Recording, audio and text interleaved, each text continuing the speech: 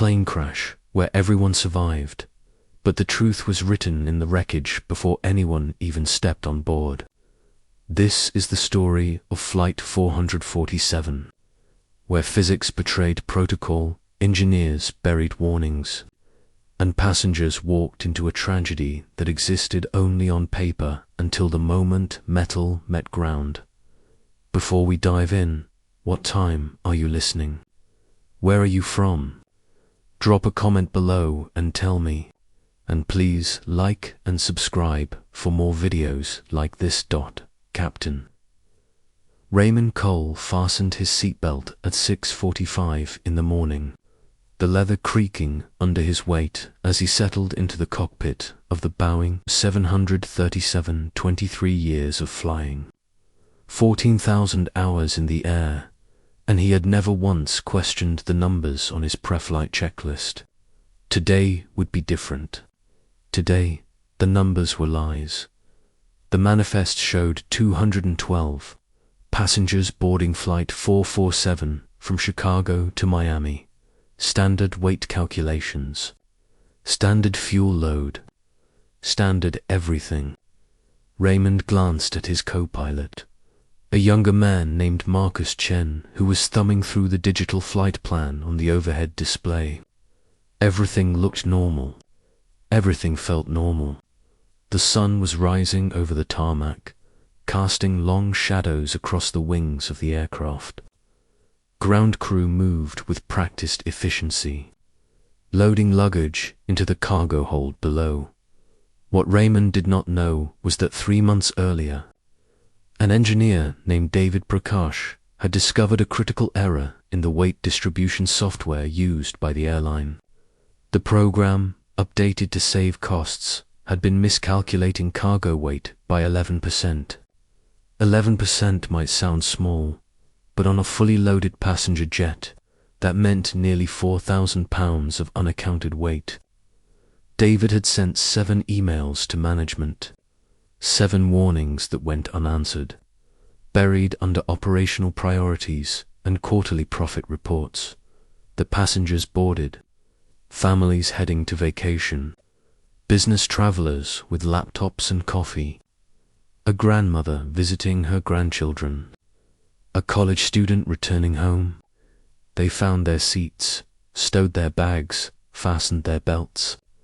The flight attendants performed their safety demonstration with rehearsed smiles. Nobody knew that the center of gravity for this aircraft was already dangerously aft, pushed too far back by cargo loaded according to faulty calculations. Raymond received clearance from the tower. He advanced the engines roared to life, and Flight 447 began rolling down runway to 7 right. The speed increased. 80 knots, 100 knots. V1, the point of no return. Raymond pulled back on the yoke, and the nose lifted into the sky. For the first 12 seconds, everything seemed fine. The aircraft climbed at the standard angle, wheels retracting with mechanical precision. Then Raymond felt it, a sluggishness in the controls. The plane was not responding the way it should. He pulled harder on the yoke, but the nose wanted to drop. Marcus noticed too. His hands moved to the trim controls, trying to adjust the stabilizers to compensate for what they both sensed but could not yet name. The aircraft was tail-heavy, dangerously so. Every calculation that went into this takeoff assumed proper weight distribution. But the cargo hold was loaded incorrectly, following the flawed software David had warned about. Physics does not negotiate. Physics does not forgive miscalculation. The plane began to pitch upward, not because Raymond was pulling it up, but because the weight imbalance was forcing the tail down and the nose up. In the cabin, passengers felt the unusual angle. Some grabbed their armrests. Others looked out windows, seeing the ground fall away at a steeper incline than normal. A child asked his mother why the plane was pointing up so much. She squeezed his hand and said everything was fine. even though her own heart was hammering against her ribs. Raymond fought the controls. His hands were strong, his experience deep, but the aircraft was exceeding safe pitch angles. 15 degrees. 20 degrees. The stall warning blared in the cockpit, a harsh mechanical voice shouting that the wings were losing lift. Marcus called out airspeed. They were slowing down at 500 feet altitude, with the nose pointed skyward like a rocket instead of an airplane. Raymond made a decision that saved 212 lives. Instead of continuing to fight the pitch, he pushed the yoke forward aggressively, forcing the nose down even though every instinct screamed to climb, to get away from the ground. He simultaneously reduced power, allowing the aircraft to lose some of that dangerous upward momentum. The maneuver was counterintuitive, terrifying, and absolutely necessary. The plane shuddered. Passengers screamed as their stomachs lurched. The aircraft nosed over, diving toward the ground at an angle that seemed catastrophic. But Raymond was correcting the stall. He was trading altitude for control, gambling that he had enough height to recover before impact. The airspeed increased. The wings began generating lift again. At 200 feet, with the ground rushing up to meet them, Raymond pulled back on the yoke. The aircraft leveled out, barely. The landing gear, which had been retracting, was still partially extended. Raymond made another split-second choice. He would not try to climb again. He would not attempt to continue the flight. He was going to put this airplane back on the ground immediately. Before the weight imbalance caused another loss of control, he radioed the tower. Emergency landing. Straight ahead. The controller's voice came back, urgent but professional, clearing all traffic and alerting emergency services. Raymond had perhaps 45 seconds to prepare. He called for the landing checklist, but there was no time to complete it properly. Marcus worked frantically, configuring flaps, announcing altitude and airspeed in a steady stream of numbers that kept both pilots anchored to reality. The runway was ahead, not the one they had just left, but a parallel strip used for landings. Raymond aimed for it, adjusting his approach with minute control inputs. Too much correction and he could induce another stall. Too little and he would miss the runway entirely, plowing into grass and concrete barriers at over 100 miles per hour. The wheels touched down hard, harder than any landing Raymond had ever made. The suspension groaned. Tires squealed and smoked. He deployed the thrust reversers and stood on the brakes with both feet, using every available method to dissipate speed. The aircraft decelerated violently, throwing passengers forward against their seatbelts. Overhead bins popped open. A few bags tumbled into the aisle, but the plane stayed on the runway. It stayed upright, and it stopped. For a moment, there was only silence in the cockpit. Then the emergency checklists, the calls to the tower, the sound of fire trucks racing toward them with sirens wailing. Raymond's hands were shaking. Marcus was pale, breathing hard. Behind them, in the cabin, passengers were crying, some from fear, some from relief. But they were alive. Every single one. The evacuation was orderly.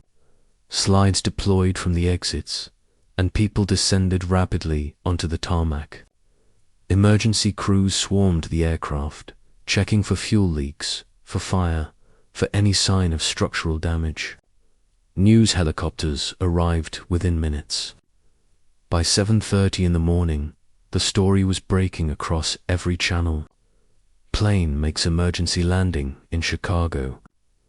All passengers safe. Miraculous save by veteran pilot. But the real story was still buried in the data. It took investigators 3 days to find it. They pulled the flight data recorder, analyzed every input Raymond and Marcus had made, every sensor reading, every control movement. Then they examined the cargo manifest and compared it to the actual weight of the luggage and freight that had been loaded. The discrepancy was impossible to ignore. The weight distribution software had failed, and someone had known about it. Investigators traced the warnings back to David Prakash. They read his emails, his incident reports, his desperate attempts to get someone in management to listen. He had been told the issue was low priority. He had been told the software was within acceptable tolerance ranges. He had been told not to cause unnecessary alarm. David testified at the hearing. He sat in front of a panel of federal aviation officials and airline executives and told them exactly what he had found and exactly how he had been ignored. The room was silent as he spoke. The weight of his words pressed down on everyone present, heavier than any cargo hold. The airline's response was calculated. They acknowledged the software error. They issued a statement about implementing new safety protocols. They praised Captain Raymond Cole for his skill and quick thinking, but they did not accept full responsibility. They suggested the error was a vendor issue, a third-party contractor who had supplied the faulty code. Legal teams began drafting strategies to minimize liability. Raymond refused to participate in the cover-up. He gave interviews. He spoke at aviation safety conferences. He made it clear that while his training had prepared him to handle the crisis should never have happened in the first place. Passengers should not have to rely on a pilot's split-second decisions to survive a takeoff. Systems should work.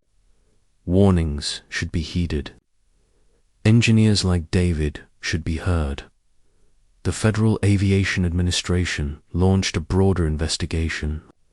They discovered that the faulty software had been used on over 400 flights across multiple airlines. Most of those flights had landed safely because the weight discrepancies had been small enough to remain within manageable limits. But Flight 447 had been close to maximum capacity, turning a minor error into a major hazard. It was only a matter of time before the numbers aligned in the worst possible way. New regulations followed. Software used for weight and balance calculations now required triple verification and regular audits. Engineers were given direct channels to report safety concerns without going through management filters.